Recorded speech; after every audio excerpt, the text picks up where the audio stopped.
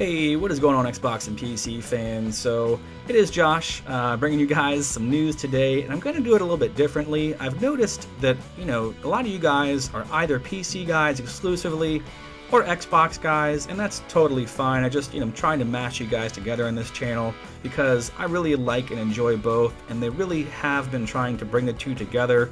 But with that being said, I'm going to try a little bit differently and break things up today into each individual category. I will put a ability to vote on this above if you guys want to vote to see basically, an amalgamation of all these things mashed together like usual, or to see them independently. I'm going to leave that up to you guys. So go ahead and vote if you have any interest in seeing this stuff all together or singled out like this. Just let me know.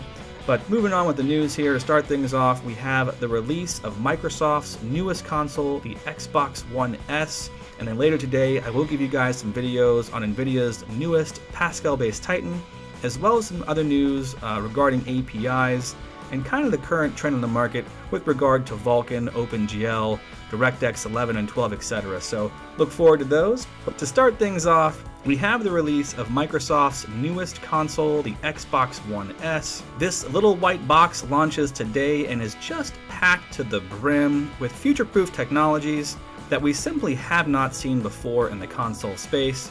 Features like an ultra-high definition Blu-ray player, HDMI 2.0 with support for 4K video playback, and HDR, an IR blaster for extended device control without the need for a Kinect, better controllers, and more.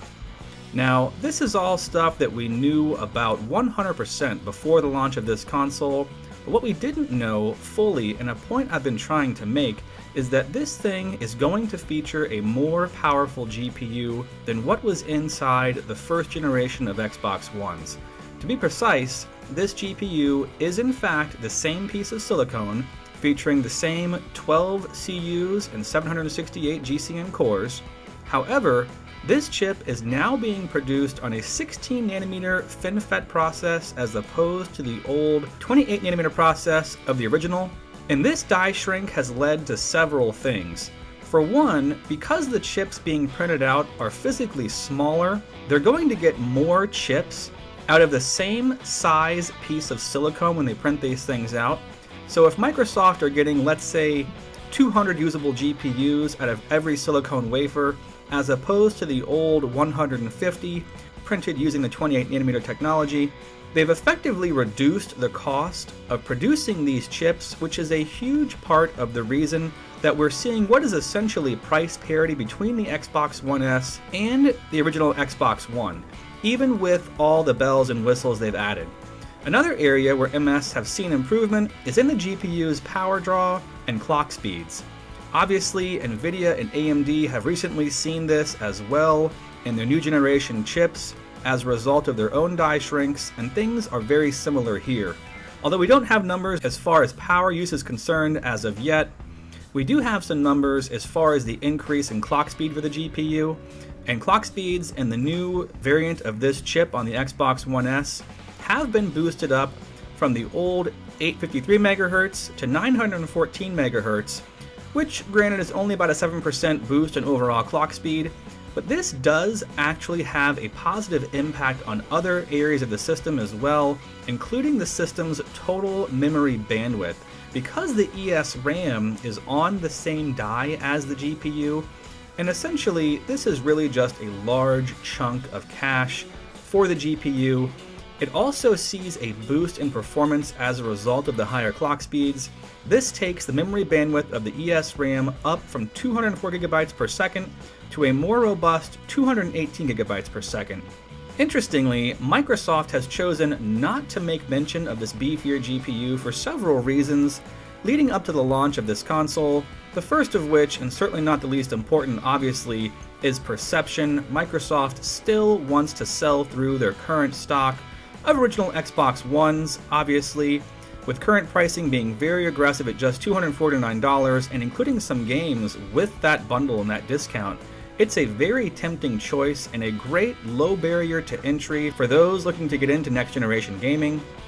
Secondly, Microsoft themselves have said that this boost is just not that significant Although some independent testing shows in certain scenarios its impact can be very positive indeed.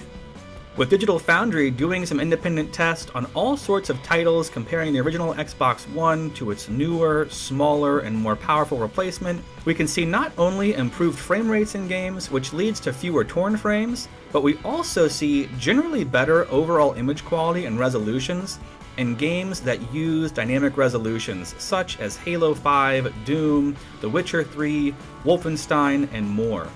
While this is obviously due to the faster GPU and increase in memory bandwidth, the Xbox One S appears to use the exact same CPU as found in the first iteration of the Xbox One, and although we still don't have confirmation of this, Digital Foundry's testing of the new system versus the old shows us that in CPU-bound areas, such as those found in Hitman, we see no difference in performance whatsoever.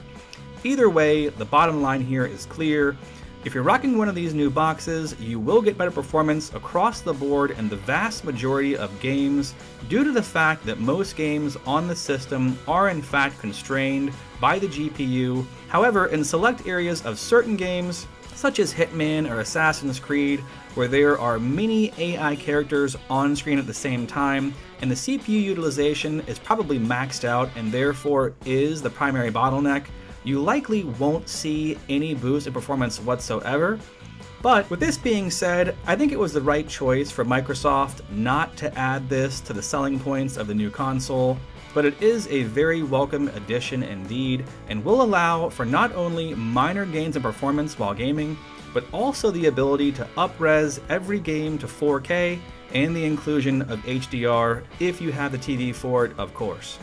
Anyway guys, I think it's pretty sweet that Microsoft have had a boost in performance due to a die shrink, and they've also been able to keep the prices of the new Xbox One S because of that die shrink and the reduced cost of GPU production right in line with the original Xbox One, and they've added a ton of features in there to boot.